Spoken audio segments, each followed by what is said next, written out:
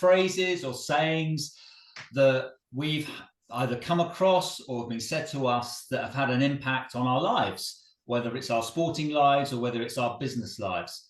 So, Steve, it's your turn. What's the phrase that you want to throw out there? The phrase for today I'd love to discuss and tell the story around it is, if not you, who? If not now, when? Now, I've racked my brains as to where I heard this phrase. I genuinely don't remember, which is disappointing, but it doesn't really matter. It's more in the impact of the phrase and what it does, because I remember vividly the scenario where it came to life for me. So I was at a European Championships in 1994, many years ago, 30 years ago. Where was that? It was in Helsinki. Helsinki. Yes, of course it was. I was there. I can't remember. Were you there? Were you there? The home of javelin throwing. I was already a European champion, so I went into these games as the championships, rather, as the reigning champion, which, as you know, it brings a level of expectation, pressure, especially in Finland, where javelin is the sport. So 60,000 screaming Finns. The Finns are certainly contenders. There's 3 of them, but the main contender was a guy who was already setting the standards, a guy called Jan Zalesny, who became my nemesis in many ways, still the world record holder, 30 years since he broke it. After all these years.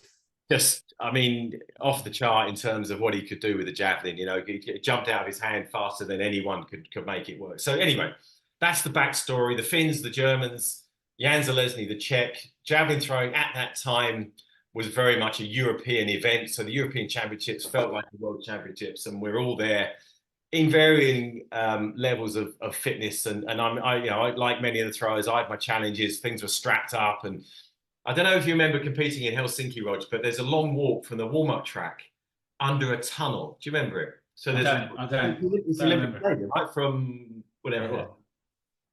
Long walk through the tunnel. Right. And popped out the other side, and I'm with the javelin throwers. And as we came out the other side, we realised the wind is straight in our faces, and no one had really taken this on board. The wind is steaming, right? The end of the first round, bearing in mind there was 2 or 3 people capable of throwing over 90 metres. The lead was around low 80 metres, and I remember looking round at people and thinking, no one's taking the initiative here. No one's stepping up. No one's kind of going, I fancy this, I'm going to take it. You could see people almost jockeying for position, looking at each other, wondering who was going to set the standard, set the pace. And you know, I saw it as an opportunity. I remember thinking, I'm not, I was in nowhere near as good a shape as Jan Zalesny, maybe Separati, the Germans were banging. And I remember thinking, if I can just line the thing up, it's a bit of a technical thing into a headwind, but you can imagine with the javelin, if you can get it to fly correctly. And in the second round, I threw out to 85 metres.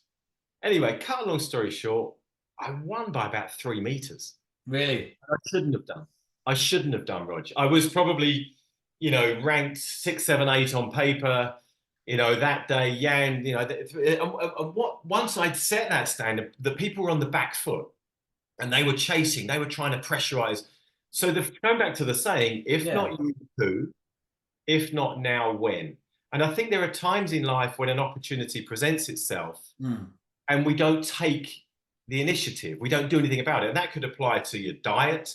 It could apply to exercise. It could be applied to relationships and things you should say and know you should say or not say. It could apply to your working business life. And in the context of what we're talking about and the journey of an estate agent, of course, there are opportunities come along. And, sometimes we know we can do something, we could do something, but something stops us.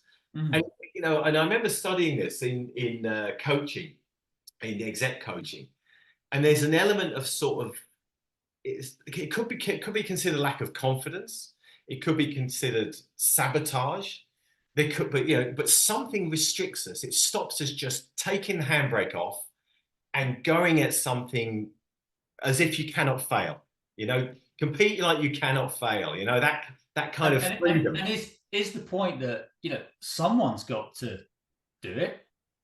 Someone's got to win. Someone's going to come second. Someone's going to go third. And someone's going to do it. Why not you? And it's the limiting belief thing, isn't it? It's the, I'm not good enough to do that. I'm not like them. I can't do that. So it's whether you can, you got, just because there's an opportunity, that's not enough, is it? You've got to see the opportunity, but then you've got to take the opportunity.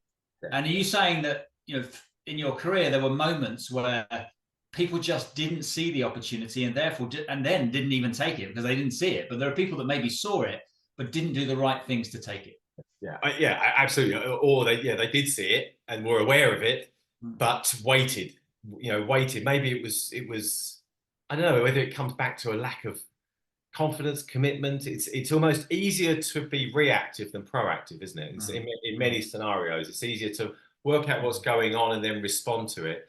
And I think, looking back at sort of performance challenges along the way, I think in terms of self-satisfaction, there's a lot to be said for those proactive times where you see an opportunity, you go after it. You can de-risk it. It doesn't have to be, considered risky, because we can play through scenarios as what might happen and speak to people who've already been there as well and understand that, and then take action with a considered, understanding of what might happen. So yeah, what was it again? Remind me. It's hard to remember. Look, it's a powerful saying. It's one that, like I say, it really did resonate at the time. If not you, who?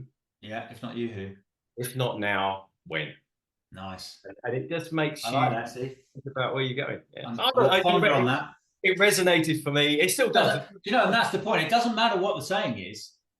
It's whether it resonates with you and at that moment in time. And the fact that you can even remember it, the fact that you can acknowledge it, and that's why we're doing this. It's like we're digging into our memory banks and going, what are the phrases that some will be trivial, some will mean nothing to anyone else, but to you, they made the difference to your mindset. And also, Rog, it might not be now, but in a month's time or a year's time or tomorrow, it might be, actually, that makes sense. Yeah, put it in your bank, put it in the bank, memory bank. Put it in the bank. Okay. Thanks for that, Steve. Good, see you next time. Look forward to another one soon.